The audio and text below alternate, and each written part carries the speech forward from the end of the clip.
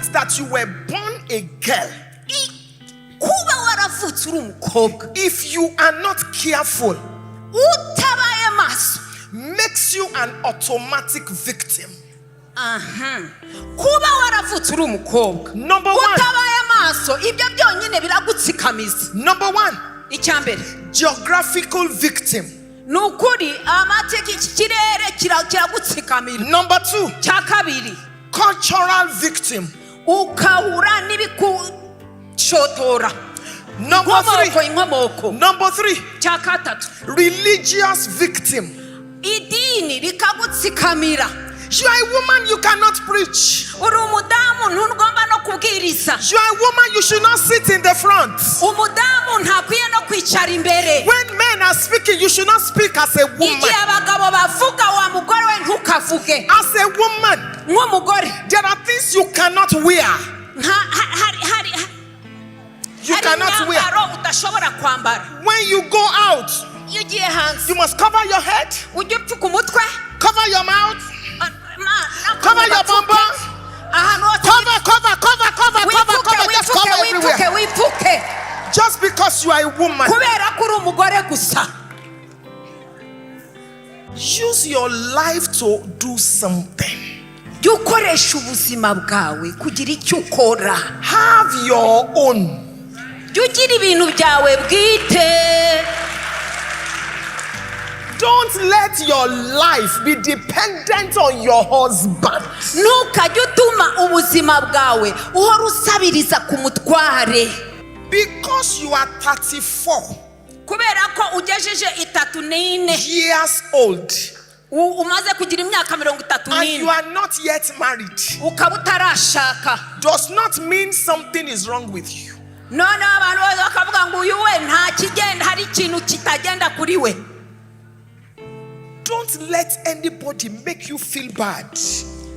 Ntukajye utuma umuntu uwo ari we wese atuma wumva uguwe nabi. That it is because you have a spiritual husband. Ngo kubera ko ufite umugabo w'umunyamwuka. I believe in spiritual warfare. Iyo ni intambara y'umwuka.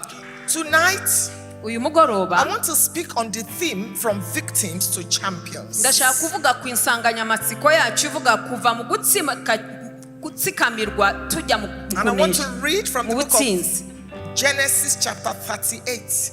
Turashaka kuvuga ku itangiriro ibice 39. I want to read Genesis chapter 38. Itangiriro 39 n'umunani. Mbabarire. From verse number 6.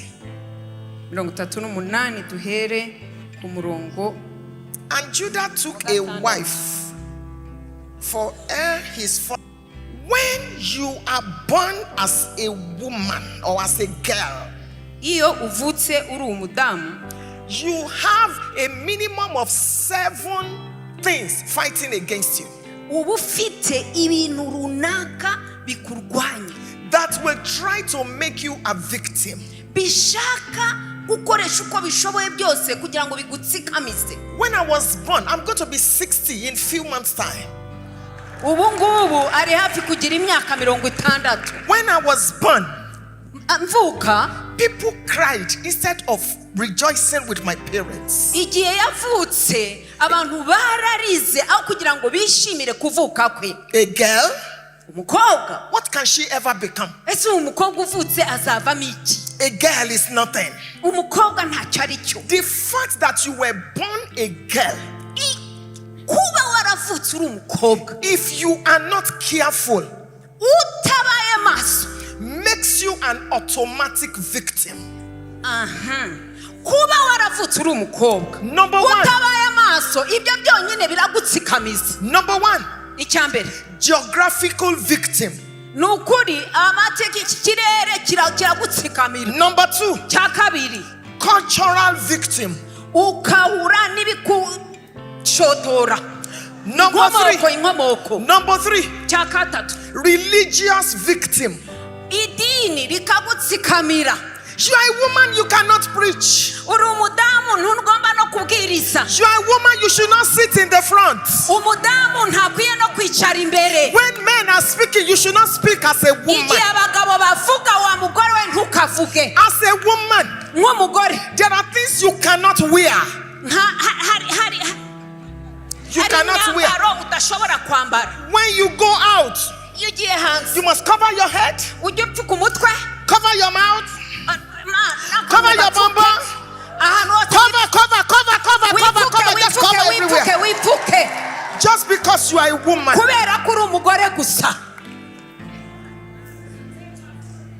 Just because you were born a woman makes you a victim of religious people, of the society.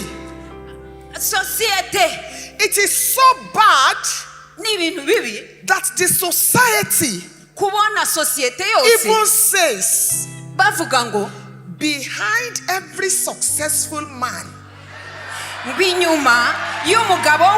is a woman. Rubbish. Nonsense. Rubbish. Nonsense. Where is that in the Bible?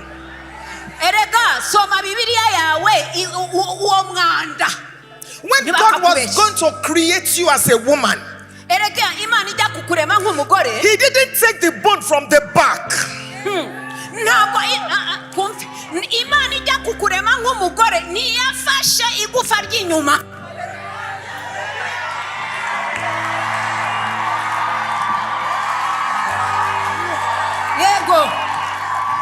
He took it from the side. So beside every successful man is a woman.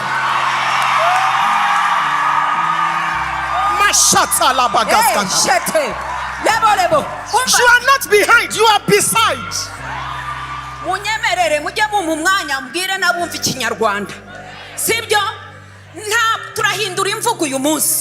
Ntabwo ngo inyuma y'umugore umugore uteye imbere hari umugore iruhande rw'umugabo ukomeye hari umugore ukomeye.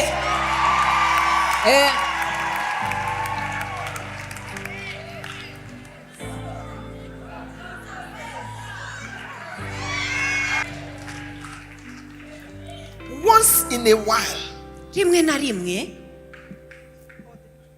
take a bottle of wine. ujye ufata agacupa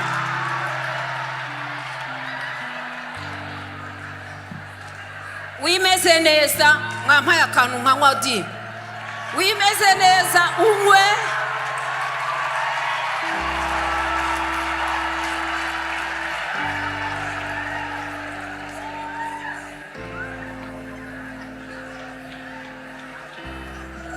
Love yourself. Ikunde. Like yourself. Ikunde. Celebrate yourself. Ujye wikorera ibirori wihimbaza. Like yourself. Ugomba kwikunda.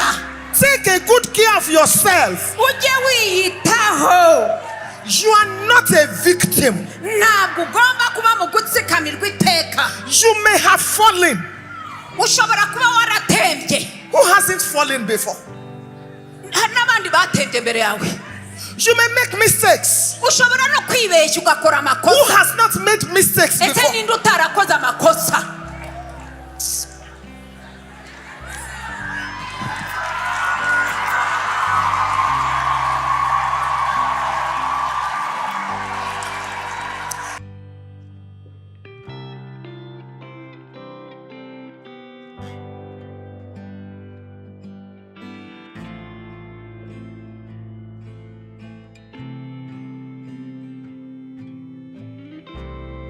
Now listen to me. Munyumve noneho. Tamari rero, when she was born, avutse, her parents saw a very great future ababyeyi be babona ejo hazaza hakomeye and gave her a prophetic name. Bamuha izina ry'ubuhanuzi. Tamar means Tamari bisobanura palm tree. Igiti cy'iki palm ni cyade. Umukindo. When you look at the palm tree, every aspect of the palm tree is useful.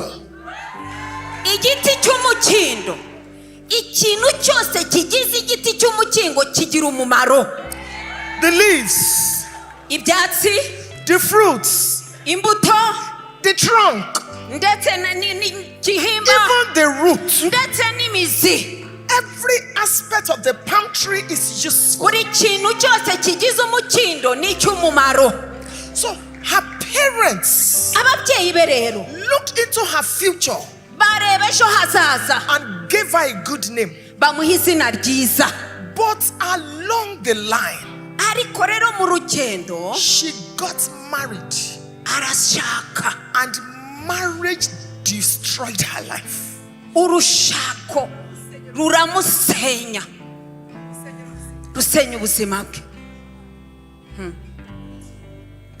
Those of you that are single, do not allow anybody push you into marriage. Reka mvugane n'abatarashaka bari hano. Ntukagire umuntu wemerera kugushyiraho pressure ngo ushake. There are women today hari abadamu that will have gone faster bari kuba barageze kure and further, kure cyane, that will have had great lives, bakaba bagombye kuba barabaye mu buzima bukomeye, if not that they married the wrong person. Bari bugereho ikibazo nuko bashatswe n'umuntu utariwe mubi.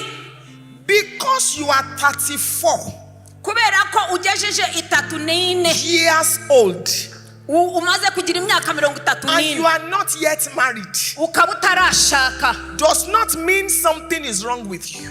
none abantu bakavuga ngo uyu we nta kigenda, hari ikintu kitagenda kuri we. Don't let anybody make you feel bad. Ntukajye utuma umuntu uwari we wese atuma wumva uguwe nabi, that it is because you have a spiritual husband. ngo kubera ko ufite umugabo w'umunyamwuka. I believe in spiritual warfare.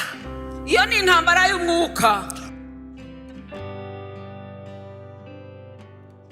But the fact that you are not yet married kuba utarashaka does not mean that the person that is married is better than you.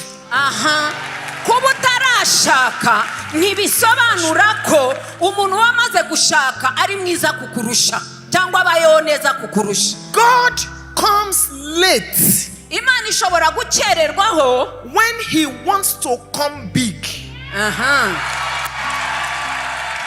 Imana ifata umwanya wayo irimo gushaka gusohora ikintu kinini kigari. He's coming in a big way. Igiza mu bihe mugari. He's coming in a big way. Imana yigaragaje mu bugari. He's coming in a big way. Imana ije mu bugari bwayo. He's coming in a big way. Iraje. When it looks like God is coming too late, he's coming in a big way.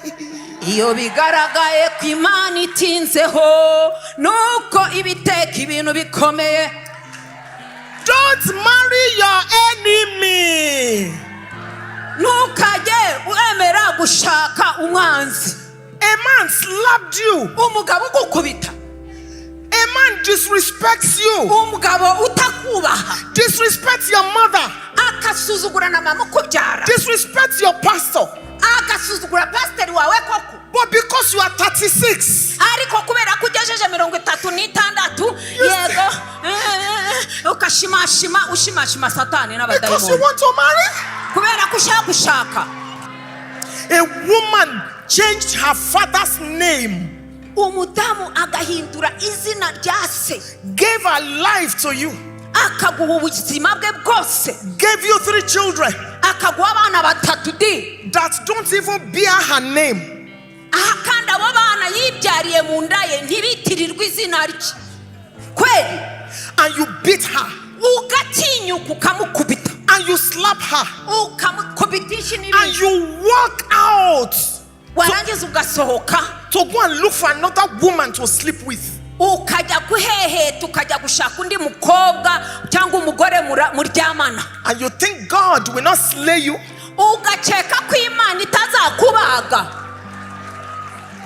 Izagusogota.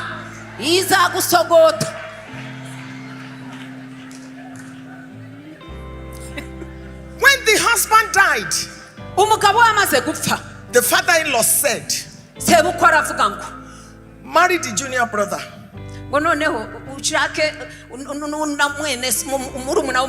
Because in some cultures, a woman is like a property. Like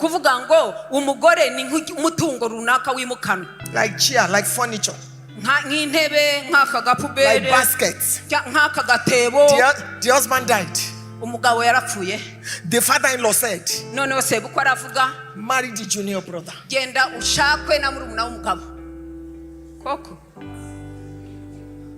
I pity widows. That is why I tell women, use your life to do something. Have your own.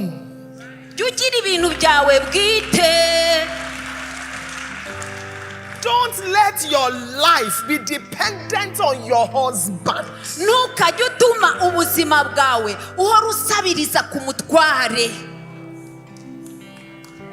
The book of Esther chapter 2. They gave Esther her own. There is something between my own and our own. Reka mbivuge neza. Hari itandukaniro hagati y'icyanjye n'ibyacu. Have your own. Ujye ugira utwawe. So that in-laws will not be treating you like a piece of furniture. Kugira ngo aho washatse baramuna baramukazi bawe be kujya bagufata nka mushware bajugunya muri puberi. So that while you are watching CNN, igihe waba uri kureba kuri televiziyo CNN, your junior brother, your junior brother-in-law, murumuna w'umugabo wawe mutoya umuhererezi, that didn't go to school, kandi uwo nguwo ni ninjiji teniyizi, will just come in akaza and change the channel. akavuga ngo ndahindura shene warebaga. It's my brother's house. Kubera ko iyi ni inzu ya mukuru wanjye. Because the boy knows you have nothing.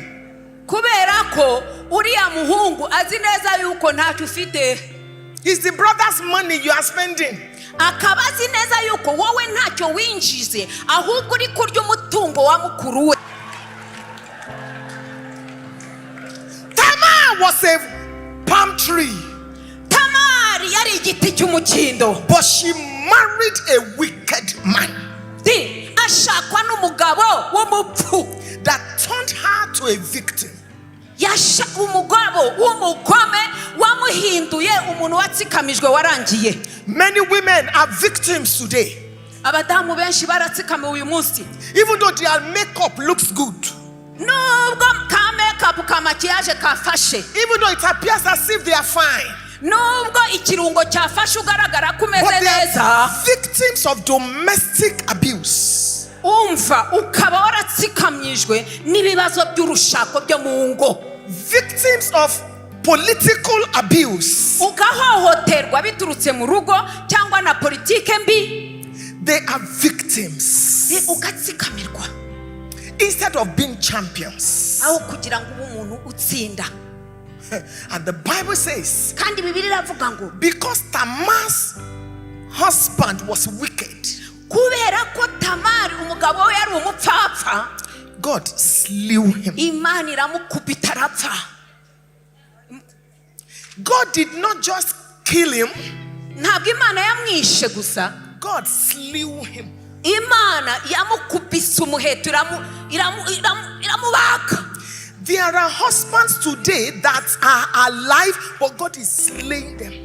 Hari abagabo bakiri bazima ubuzima uyu munsi ariko Imana ifite urukezo irimo irabaga. There are men that are abusing and oppressing women that God is slaying them. Umva hari abagabo bahora batoteza bahohotera abagore babo Imana igiye kubabaga. Many husbands are dead Hari abatware benshi bapfuye bahagaze batakiriho because of the way their wives talk to them. bishwe n'iki n'amagambo uburyo abagore babo babavugisha.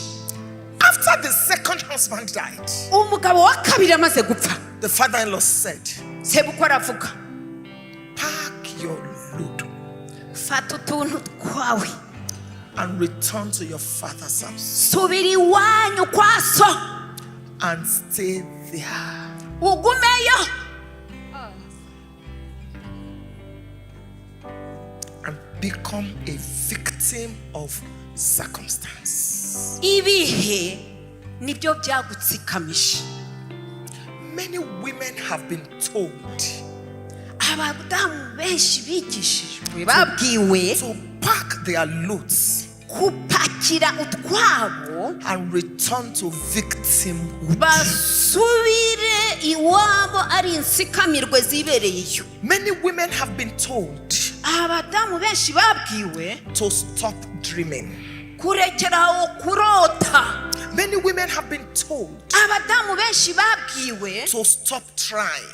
kurekeraho kugerageza. Many women have been told Abadamu benshi babwiwe that they can never become anything. ko ntacyo bazaba cyo n'umusi wa rimwe. Go back to your father's house. ngo subira mu nzu iwanyu kwa so. Can you imagine the day she went to her father's house, Tekereza vrema atashye iwabo kwa se carrying her load utwenda and returning to that ari house? gusubira umugongo wunamye. The children that were in the bridal train that when she got married saw her. Babana bwa bufiye doneri mubona atahutse. Her friends saw her. Inshuti ze Her competitors, the one that wanted to marry her husband, saw her. umva n'abandi bashakaga kurongorwa n'umutware we ariko abari warongora nabo bamubona azinze akaragwa atashye. Tamari, Why are you back? ugaruwe n'iki Tamari we? Tamari, What happened? hakugendekeye gute? Tamari we, Why are you a victim? kubera iki watsikamijwe? Tamari, we, sometimes in life, rimwe na rimwe ubuzima bene data, life will ask you questions that you cannot answer. hari igihe ubuzima bukubaza ibibazo udafitiye ibisubizo. Sometimes in life, rimwe na rimwe ubuzima 2 plus 2 may not be equal to 4. umva Some- gutya sometimes in life, what you didn't plan for can happen. erega hari igihe mu buzima uhura n'ibintu utigeze upanga ko byakubaho. Nobody planned for a divorce. erega nta muntu ujya gushaka atekereza ko azadivorce azatana n'umutware Like we. that lady that shared her testimony. Wa mudamu wakusubisha iwanyu, Nobody wa mudamu wari urimo gutanga ubuhamya uko yatandukanye n'umutware. Nobody wanted to look for a baby for 14 years. Ntabwo umuntu ajya yumva apanga ko azarera umwana ari wenyine imyaka 14. There is no woman that does not want a great life. Nta mudamu n'umwe washaka ngo yumve yifuza kumara imyaka 14 adashatse atabyaye. But just like it happened to Tamar, ariko nk'uko byabaye kuri Tamari, life happens. ubuzima byamuguyeho byamubayeho. But the Bible says ariko Bibiliya iravuga ngo Judah's wife died. umudamu wa Yuda arapfa. And Judah was comforted. Listen. Go ahead. unyumve neza, Yuda aza guhura. Hey, Judah's wife died. umudamu wa Yuda arapfa. And Judah was comforted. aza guhumurizwa. Tamar's husband died, but Tamar was told to remain in widowhood. Umugore wa Yuda yarapfuye baza kumuhumuriza, ariko Tamar apfakaye baramubwira ngo asubire iwabo. When a man loses his wife, iyo umugabo apfushije umugore we, they get over it quickly than when a woman loses her husband. Baza kumushumbusha, sibyo ra? Hey, my life, hey, it has finished. Oh, hey, a man will not say it has finished because his wife died.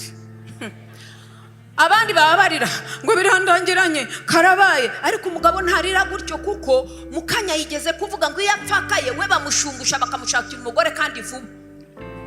When a man lives your life, iyo umugabo agutaye, and you have 4 children, 5 children to take care of, ukaba ufite abana 4 5 ugomba kwitaho, and the man goes to marry another woman, wa mugabo akajya kurongora undi mugore 15 years after, nyuma y'imyaka 15, you are still crying. ukaburi kikuri kurira, mana umugabo wanje mugarure, mana yanje bring my husband mugarure back. Mana umugabo wanje.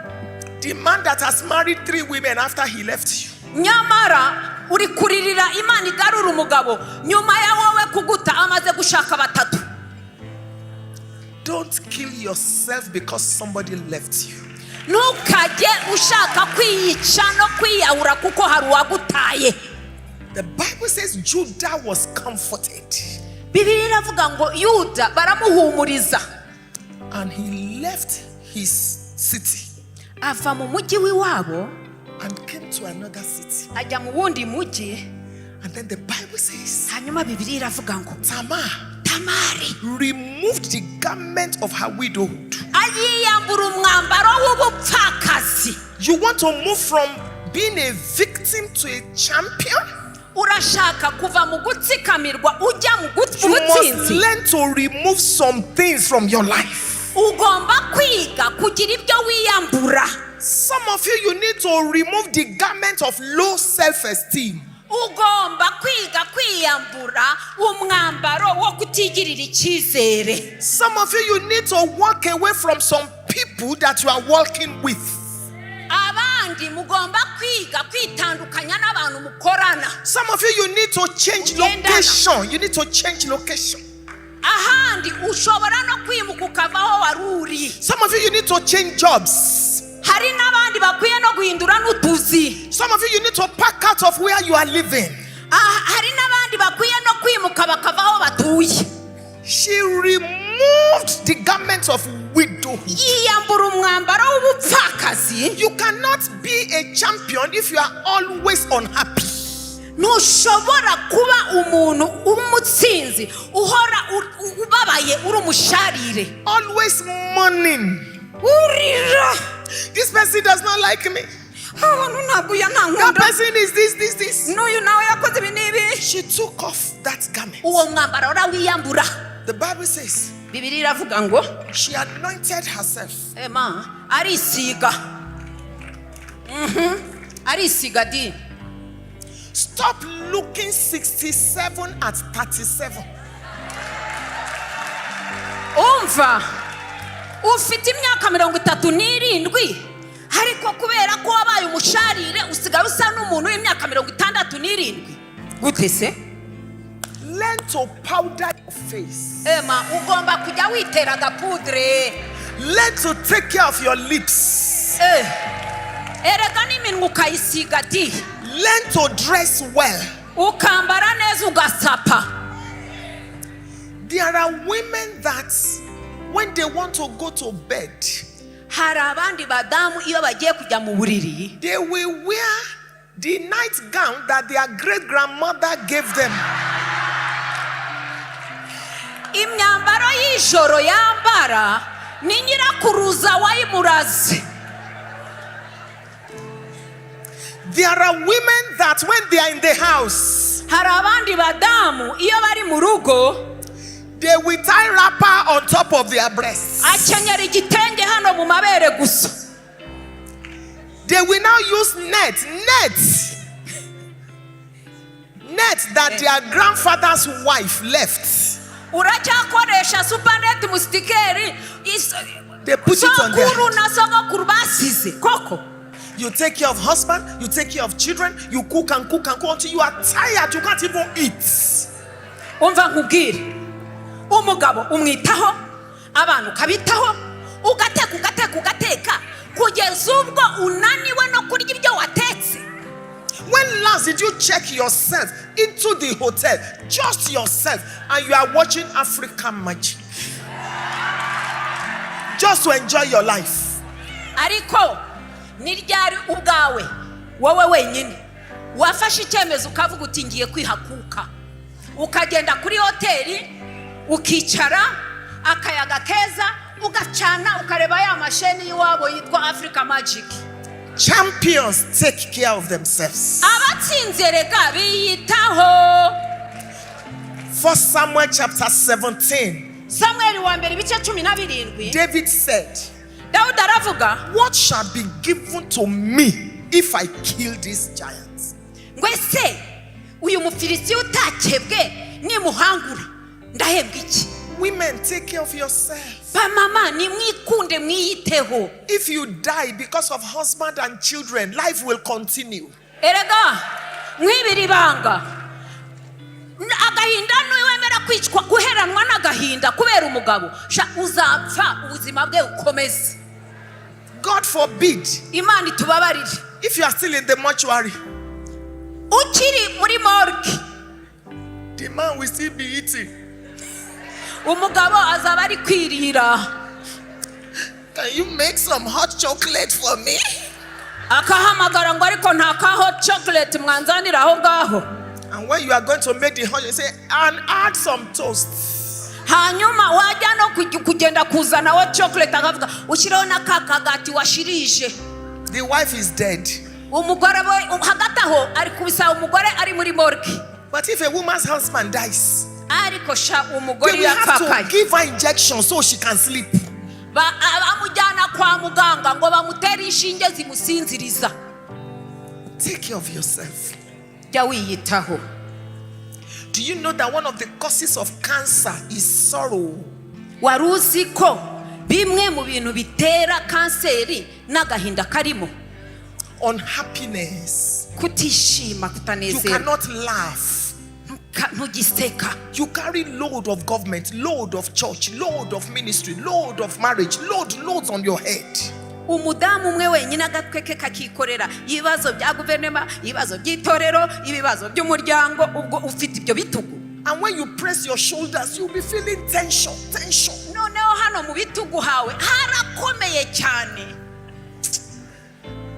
The Bible says that Tamar sat Bibiliya avuga ngo Tamara aricara in the open place. Yicara ahantu ku karubanda. Some of you need husband, but you will not go out. Ariko reka mbabazi, yemwe mushaka abagabo ariko mukaba mwikingirana mutajya musohoka, muzahurira.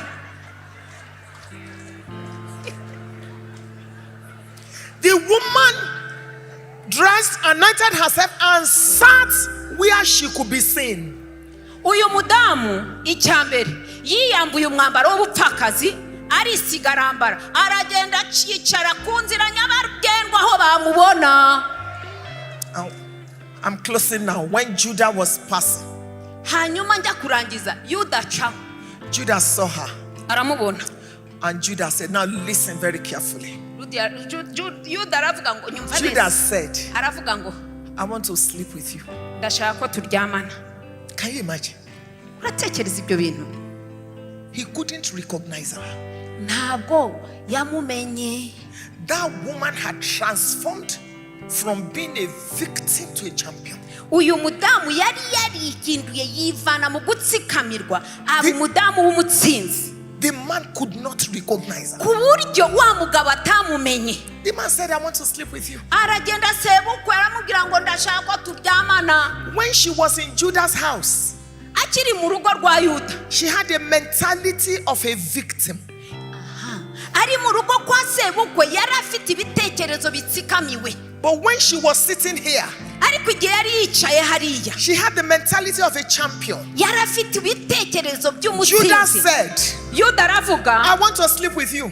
She said, what will you give me? Judah said,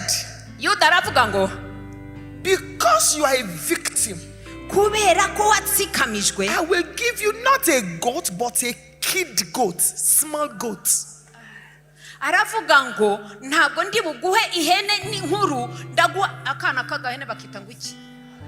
Small goats, baby goats.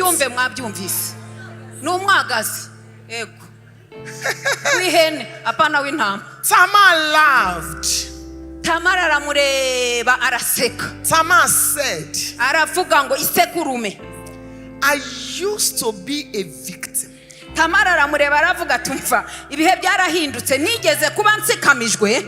I was a victim, I could take a goat. But now, I'm a champion. I cannot take a goat. Give me your scepter. Give me your staff. And give me your bracelets.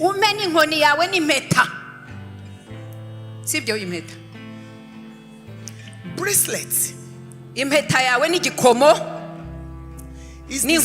is the seal. It beautifies. It makes you to belong to a tribe and a dynasty.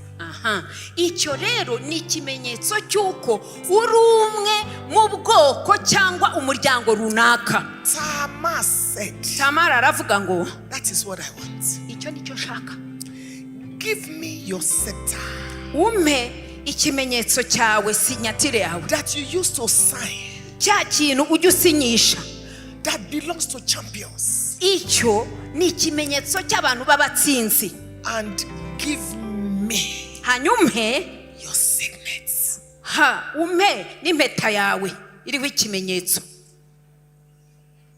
And you know, when a man wants to have sex, ask him for anything. That is when some women will become commander-in-chief.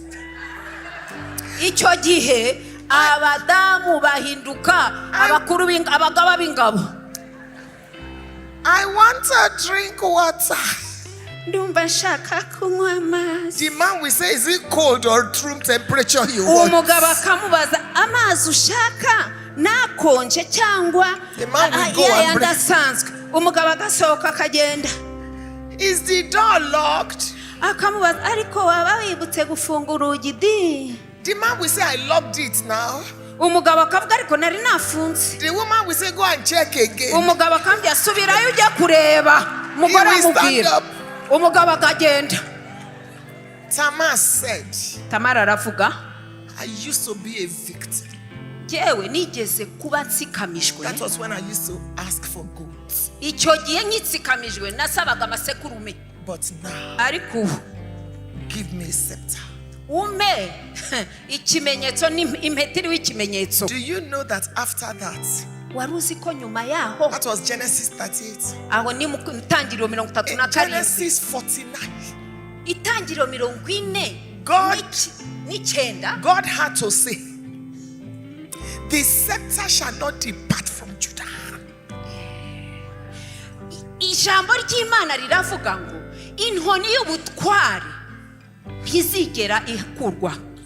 Because a woman took the scepter. There's nothing a woman cannot get.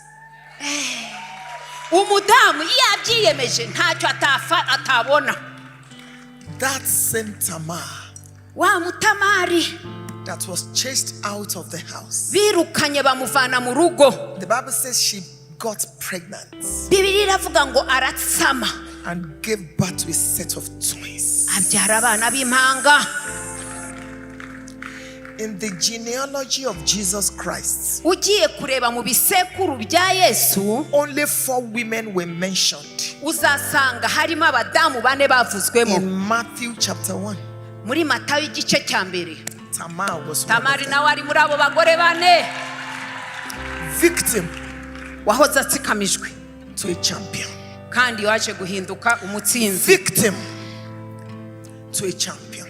Watsikamijwe wahindutse umutsinzi. What is it that you want from life? Wowe ni kihe kibazo ufite mu buzima? Your life has not ended. Ubuzima bwawe ntabwo bwarangiye. Because of the things that happened to you. Kubera ibintu wahuye nabyo. If Tamar could have a set of twins. Iyo Tamari aza kwitegereza ibyamubayeho. A woman that lost 2 husbands. Umugabo wapfakaye inshuro ebyiri. A woman that was chased out. Umudamu birukanye. A woman that everybody laughed at. Wa mudamu abantu bose basetse. A woman that was a victim. Uyu mudamu yari She yaratsikamijwe. now became a champion. Nyamara yarahindutse And abumutsinzi. became one of the great grandmothers of Jesus Christ. Ahinduka aba mu mubare w'ibisekuruza byakomotsweho na Kristo. From victim Kuva mu gutsikamirwa to champion. tujya mu butsinzi. You are the next. Ni wowe ugezweho. You are the next. Ni wowe ugezweho. God is coming your way. Imana iraje gusanga. Where they thought you will not get to, you will surpass. Aho utashoboraga kugera. Kuko Imana izi gusanga uzaharenga. They thought it is over for you. Baje bareba ibyo wowe wagezeho. They thought it is over. Bazaza basoma barebe neza. Expect your twins. Igihe cyawe niki?